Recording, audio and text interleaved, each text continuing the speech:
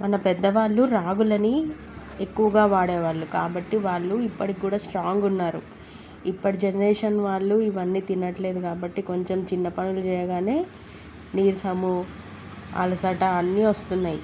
రాగుల్లో iron చాలా ఎక్కువ ఉంటుంది, కాల్షియం కూడా ఉంటుంది. కాబట్టి ఐరన్ మన బ్లడ్కి ఇంప్రూవ్మెంట్కి తోడ్పడుతుంది. కాబట్టి ఐరన్ రిచ్ ఫుడ్స్ని మనము మన డైలీ ఫుడ్లో ఇంక్లూడ్ చేసుకుంటే మీకు బ్లడ్ మంచిగా వచ్చి మీరు ఎనర్జెటిక్గా ఉంటారు. రాగులని ఏదో ఒక రూపంలో రోజు మన ఫుడ్లో తీసుకోవాలి. మీరు రాగి జావాలాగా తాగొచ్చు, రాగి రోటీ చేసుకోవచ్చు, రాగి పిండితోటి రాగి ముద్ద చేసుకోవచ్చు. అవన్నీ చేసుకునే లేని వాళ్ళు ఇట్లా రాగి పిండితో లడ్డు కూడా చేసుకొని తినచ్చు రోజుకోటి.